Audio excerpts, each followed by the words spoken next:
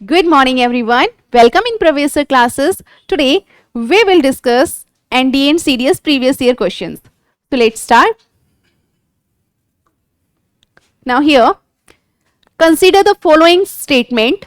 Sound waves can undergo. निम्नलिखित कथन पर विचार करें. ध्वनि तरंगे निकल सकती है. Reflection, refraction, interference. इस क्वेश्चन में पूछा है कि जो ध्वनि तरंगे है वो क्या इन रिफ्लेक्शन से निकलेगी, रिफ्रैक्शन से निकलेगी या इंटरफेरेंस से निकलेगी. वन बाय वन सभी के बारे में डिस्कस कर लेते हैं. First is reflection. रिफ्लेक्शन क्या होता है?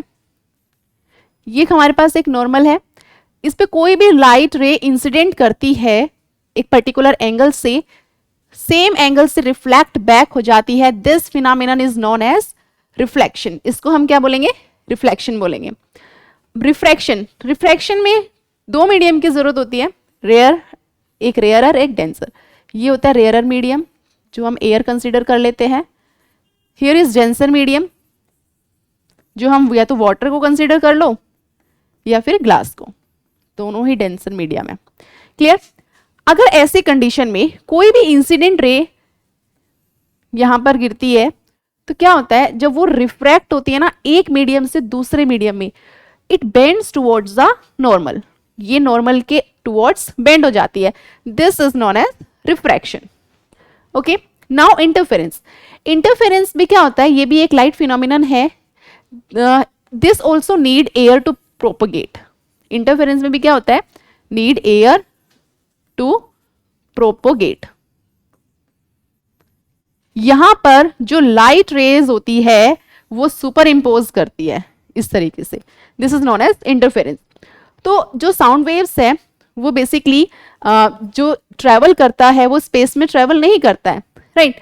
अब यहाँ पे देखो, रिफ्लेक्शन है, रिफ्रैक्शन है या इंटरफेरेंस है, तीनों में जो है वो साउंड वेव्स निकलेंगी. क्लियर? तो कौन सा ऑप्शन होगा? D will be the correct answer.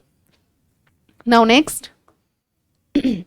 A hollow sphere of radius 50 centimeter is charged such that the potential on its surface is 500 volt. What is the potential at the center of the sphere? क्या पूछा है question में?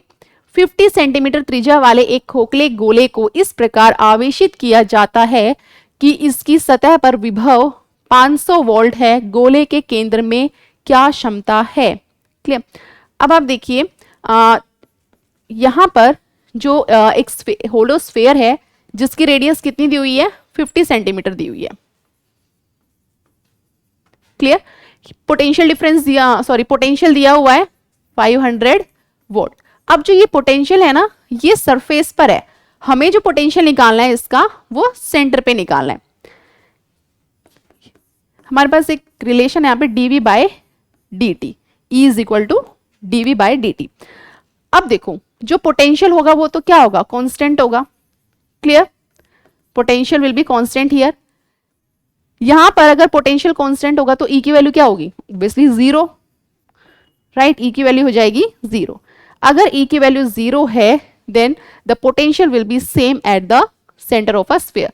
सो answer will be the D, 500 volt. Now next. The phenomenon of radioactivity was discovered by. Radioactivity का जो phenomenon है वो discover किया गया है. मैरी क्यूरी ने किया है, पेरी क्यूरी ने किया है, हेनरी बैकरेल या जे थॉमसन? देखते हैं इसमें सबके बारे में पता होना चाहिए किसने क्या किया, क्या किसकी डिस्कवरी है. मैरी क्यूरी ने क्या किया? Marie Curie and Pierre Curie both were husband and wife. दोनों ने पोलोनियम एंड रेडियम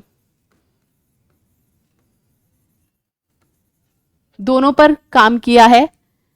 हालांकि रेडियो एक्टिविटी पर भी किया है पर डिस्कवर नहीं किया है, ये ध्यान रखना है. क्लियर? जे थॉमसन ने इलेक्ट्रॉन की डिस्कवरी की है.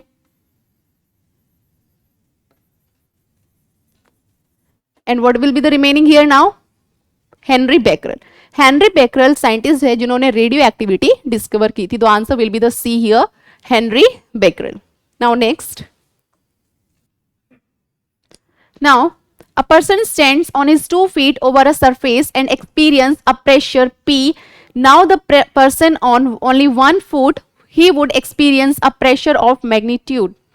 क्या बोला है क्वेश्चन में, एक व्यक्ति एक सतह पर अपने दो पैरों पर खड़ा होता है और दबाव P का अनुभव करता है। अब वह व्यक्ति केवल एक पैर पर खड़ा है, वह परिमाण के दबाव का अनुभव करेगा।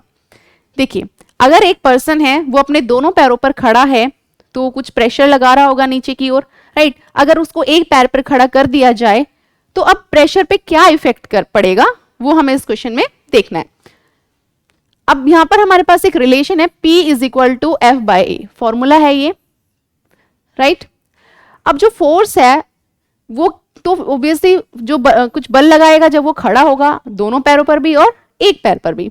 लेकिन क्वेश्चन में क्या बोला है, अब जो कि वो पहले अपने दोनों पैरों पे खड़ा है, वो एक पैर पे खड़ा है। अब देखो, हम दोनों पैरों पे खड़े जब होते हैं तो कुछ एरिया कवर करते हैं जहां पर भी हम खड़े होते हैं लिटरली। फिर जब हम एक पैर ऊपर उठाते हैं तो एरिया क्या हो गया, हाफ हो गया। दोनों पैरों का जो साइज है वो तो इक्वल ही है ना, दोनों पैरों का साइज इक्वल होने की वजह से जो एरिया होगा वो एक पैर पे अगर वो खड़ा होगा वो हाफ हो जाएगा।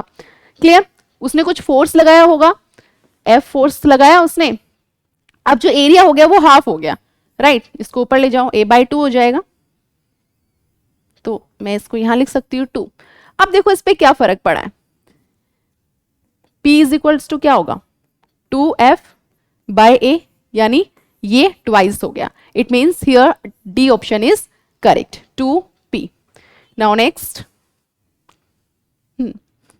Optical glass used in the construction of spectacles is made by. चश्मे के निर्माण में प्रयुक्त ऑप्टिकल ग्लास किसके द्वारा बनाया जाता है, flint glass, crooks glass, quartz glass और हार्ड ग्लास।